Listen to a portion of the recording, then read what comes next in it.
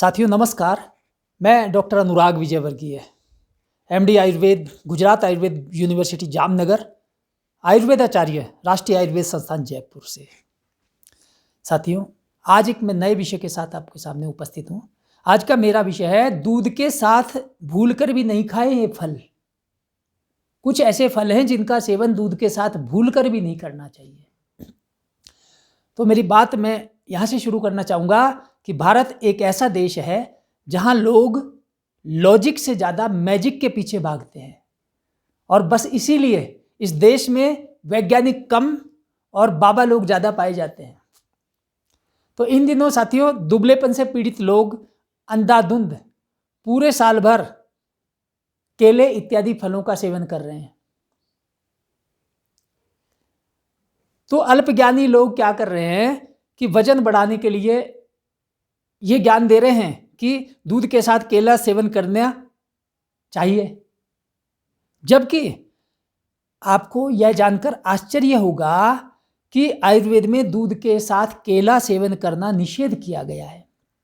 मैं आपको सारी बातें बिल्कुल शास्त्र संदर्भों के साथ करने वाला हूँ, क्योंकि मैं हर बार ये कहता हूँ कि प्रायश्चित्तम चिकित्साम च ज्योतिषम धर्म निर्णयम बिना शास्त्रेण यो ब्रूयात् तम ब्रूयात् ब्रह्म घातकम। जो व्यक्ति प्रायश्चित, चिकित्सा, ज्योतिष और धर्म निर्णय को जो बिना शास्त्र के बात बताता है तो वह निश्चित रूप से ब्रह्म हत्या का दोषी है। लेकिन मैं ऐसा दोषी नहीं बनना चाहता हूँ, इसलिए मैं प्रतिज्ञा कर रहा हूँ कि जो भी बोलूँगा शास्त्र सम्मत बोलूँगा। तो ये जो है वजन बढ़ाने के लिए केला और दूध का सेवन एक साथ करने की सलाह देना निश्चित रूप से अज्ञानता की पराकाष्ठा ही कही जाएगी।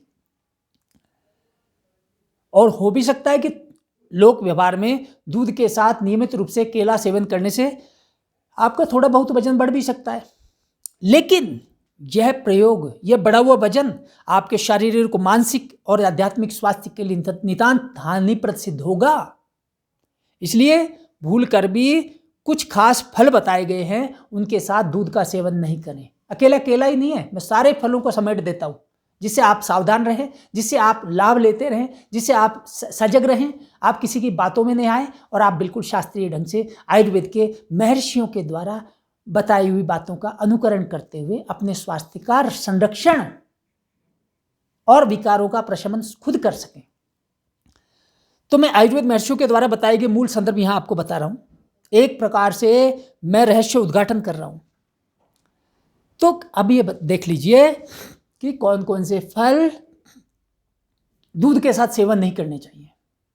तो शास्त्र ये कहता है कपित्थम जम्बूजम्बीरम पनसम्मातुलिंगकम वांशम करीरम बद्रम कदलिम चाम्ल दाडिमम फलम ईदृग्विजदम चान्य तद्वद बिल्व फलान्यपि शीरे विरुद्धानि एकध्वम सह वै भुज्यते यदि बाधिर्यम आंध्यम वैवर्ण्यम मूकत्वम चाथ मारणम। योग रत्नाकर।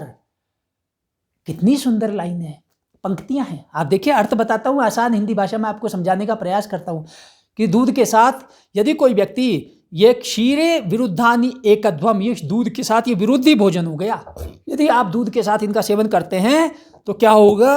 बधिरता, बाधिर्य कहते हैं बधिरता। बधिरता का मतलब है बहरापन। आंध्यम, आंध्यम माने अंधापन। तीसरा बात बताया वैवर्ण्यम, डिस्कलरेशन ऑफ स्किन, चमड़ी का रंग बदलने लग जाएगा। और मूकत्वम, गूंगापन।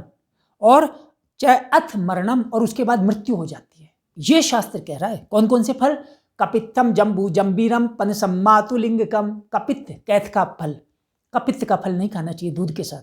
जो गणेश जी को कहते हैं ना, कपित्त जम्बू फल चारु भक्षणम उमा सुतम शोक विनाशकारकम। तो वह कपित्त फल बताया है। कपित्त का फल दूध के साथ सेवन नहीं करना चाहिए। कपित्तम जम्बू, जम्बू कहते हैं जामुन, जामुन का फल भी दूध के साथ सेवन नहीं किया जाना चाहिए। ना ही जामुन का सिरका, दूध के साथ निषेध है।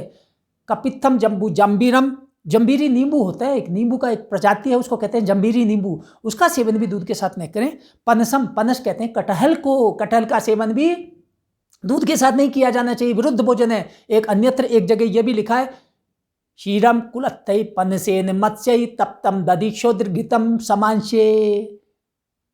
कुलत्थ को, पन कटहल को मछली के साथ नहीं खाना चाहिए।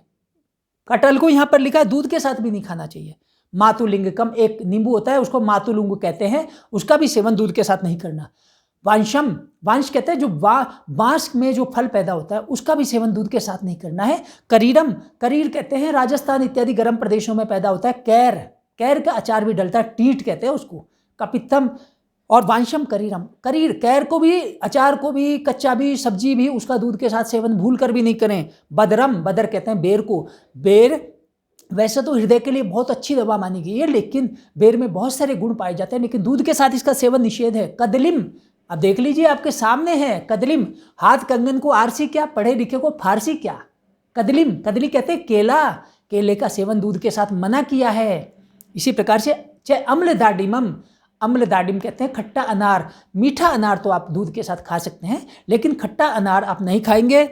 और ये कहा फलम ईदृग विदम चान्यत, इसी प्रकार से और भी कोई फल हैं जो हम नहीं, लिस्ट में हमारे नहीं है, उनका भी सेवन नहीं करें। और इसी प्रकार से बिल्व फलान्यपि, बेल का फल आता है, बिल्व फल, जो शिव जी को बेल पत्र चढ़ाए जाते हैं उसका फल, वो भी आप दूध के साथ सेवन नहीं करें। आप देखेंगे गर्मियों में बेल की शरबत बाजारों में मिलती है, उसमें दूध मिला दिया जाता है, वो गलत है, शास्त्र निषिद्ध है। उससे आपको वो एक प्रकार से विरुद्ध भोजन है, उससे आपको अनेक अनेक प्रकार के रोग पैदा हो जाएंगे। और रोग क्या होंगे, बाधिर्यम आंध्यम वैवर्ण्यम मूकत्वम चाथ मरणम, ये एक प्रकार से आपको स्लो पॉइजन का काम करेगा। जिस प्रकार से अब उदाहरण देते हैं, शहद और घी खाना आयुर्वेद में मैंने पहले भी बताया कि जहर माना गया है। क्षीरम कुलत्तई पंसेन मत्स्य तप्तम दधि शोद्र घृतम समांशे, शोद्र और घी और शहद बराबर मात्रा में यदि कोई खाता है तो वो उसकी मृत्यु हो जाती है, ऐसा लिखा है शास्त्रों में, विरुद्ध है। लेकिन हाथों हाथ थोड़ी मृत्यु होती है, ये स्लो पॉइजन होता है, ये इससे हाथों हाथ नहीं मरता है व्यक्ति, इससे धीरे धीरे क्या क्या लक्षण पैदा होंगे, बाधिर्य बधिरता, जैसे जैसे आप करके देख लीजिए, केले को दूध के साथ खाएंगे आप तो आप धीरे धीरे बहरापन आ जाएगा, साल 2 साल खाते रहिए बहरापन हो जाएगा, अंधापन हो जाएगा, आंखों की बीमारियां पैदा हो जाएंगी, मूकत्वम, आपकी आवाज़ में विकार पैदा हो जाएगा, आपके स्वर में दोष आने लग जाएगा, मूकत्व मीनत्व, बोलने में दिक्कत आएगी, इस तरह के लक्षण पैदा हो जाएंगे। इसलिए भूल कर भी केले को दूध के साथ नहीं खाएं। इससे अच्छा तो ये होगा कि आप स्टेरॉइड की दवाइयाँ खा के अपना वजन बढ़ा लें। तो आज ये बहुत ही हास्यास्पद बात है कि वजन बढ़ाने के लिए भारत में हर व्यक्ति नुस्खे बताने लगता है। कुछ लोग तो नियमित रूप से बियर पीने की सलाह दे देते हैं, कुछ लोग कहते हैं कि अंडा मांस डेली खाओ। इस तरह की जो अस्वास्थ्यकर जो सलाह होती है वो आपको निश्चित रूप से उसमें नुकसान होता है। इनमें से जो सलाहकार होते हैं उनको ज़्यादातर को तो दुबलेपन या कृश होने के कारणों का भी पता नहीं है कि आदमी दुबला क्यों होता है, लेकिन दवा पहले बताने लग जाते हैं, वो दूध के साथ केला खाने लग जाओ। अरे भाई शास्त्र पढ़ो पहले, उसमें लिखा है, महर्षि चरक ने कहा है कि कौन व्यक्ति दुबला होता है, दुबलापन क्यों होता है, पहले उसके कारणों को तो देखिए। तो कारण जो मैं आपको बता देता हूँ, प्रसंग कारणों का मैं थोड़ा सा मैं आपको बता देता हूँ, क्योंकि वो चरक महाराज कहते हैं सेवी रूक्षान्य पानानम लग्नम प्रमिताशनम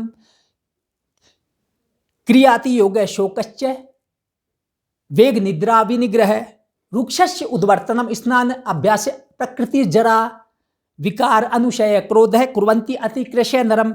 ये इतने सारे कारण बताए, इनके कारण व्यक्ति दुबला हो जाता है, उसका अंडरवेट रह जाता है। कारण क्या क्या है, सेवी रुक्षान्य पाना नाम, रूखी चीजें खाता, ज्यादा रूखी चीजें खाना, जैसे चाय कॉफी। चाय कॉफी क्या है, ड्राई चीजें हैं। गुण बताए महात्मा गांधी जी ने अपनी पुस्तक में लिखा है, कफ काटन वायुहरण धातुहीन बल क्षीण लोहित को पानी करे 2 गुण अवगुण 3। 2 तो गुण है कॉफी में और चाय में, कफ को काटती है, वायु को हरती है, लेकिन 3 अवगुण है।